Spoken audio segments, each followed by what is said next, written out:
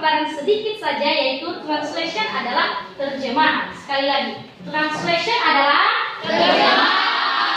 Nah, terjemahan ini banyak sekali dilakukan. Contohnya, bahasa daerah Nias ke bahasa Indonesia, bahasa Indonesia ke bahasa Inggris, bahasa Inggris ke bahasa Jepang, Korea, Cina, dan lain sebagainya. Translation ini juga berguna untuk mengetahui bahasa. Contohnya seperti bahasa Inggris kan, kita butuh translation kan. Kalau contohnya kalian buat tugas, ada contoh tugas, kalian butuh translation nggak? Butuh. Nah, di mana translation ini ada beberapa makna. Contoh di atas. Translation is the process of phonetic writing or spoken context for a core language into target language which precision the original meaning, intro, tone, and culture context.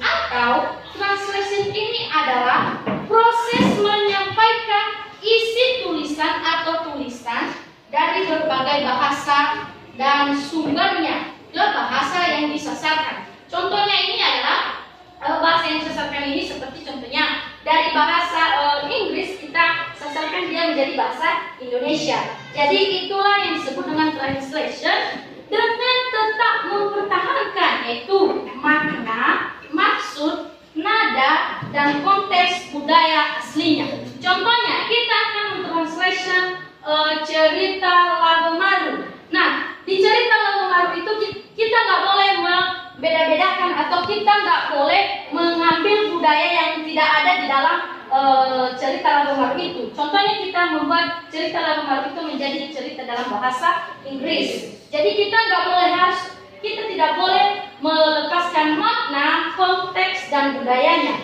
sehingga orang-orang asing yang membaca teks tersebut tidak bingung apa budaya ini, dari manakah teks ini. Jadi itulah cara dalam translation atau terjemahan. Oke, di translation ada beberapa metode. Ada beberapa metode.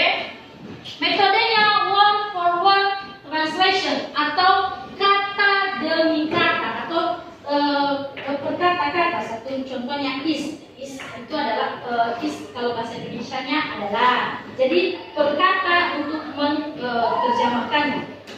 Kedua, free translation atau translation gratis atau terjemahan gratis.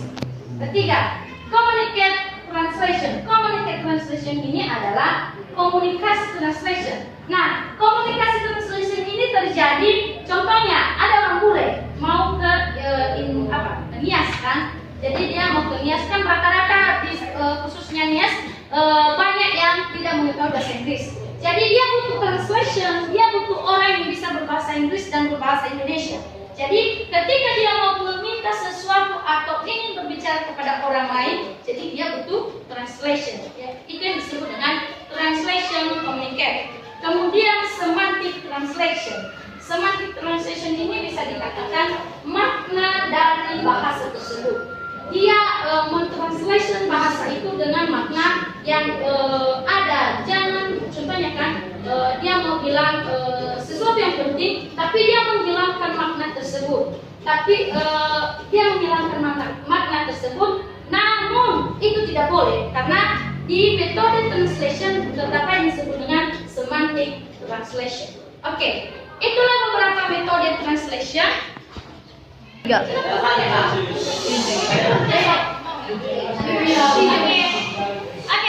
nah adik-adik sudah mengetahui beberapa metode translation.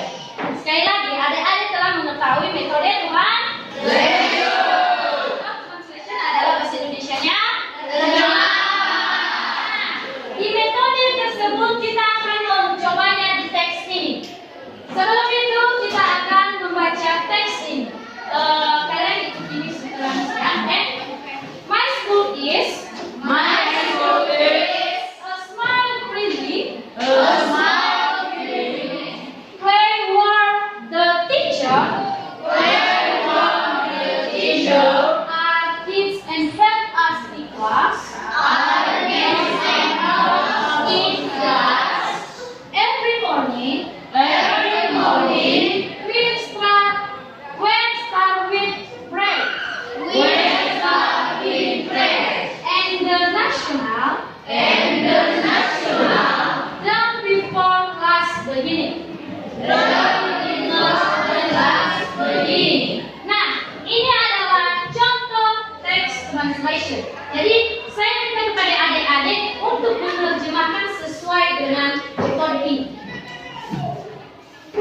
keadaan kerjakan.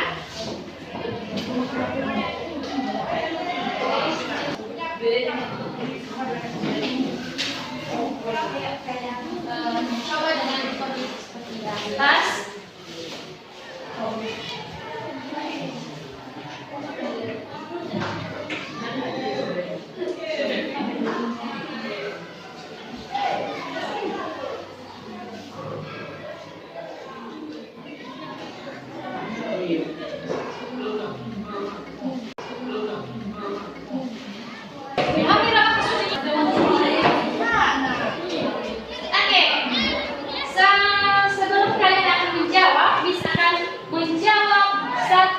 Kalimat ini itu my school is mine atau sekolah saya.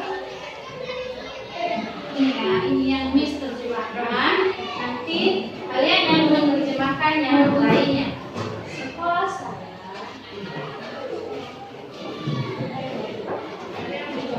Sekolah saya.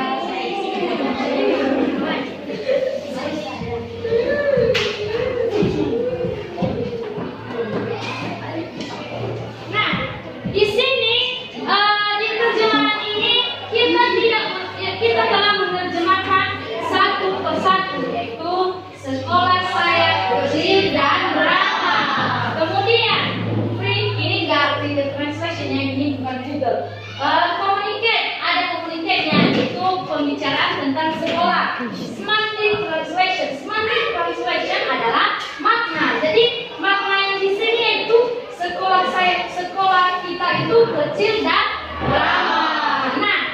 Nah, setelah itu kepada adik-adik yang sudah siap menerjemahkannya, bisa menerjemahkan selanjutnya. Ada? Oke, silahkan baca dari atas ya, semua translation ini. Oke. Saya kecil dan ramah. Orangnya baik dan selalu siap membantu selama pembelajaran. Setiap pagi kami memulai hari dengan doa dan lagu kebangsaan sebelum pembelajaran dimulai. Oke, terima kasih banyak.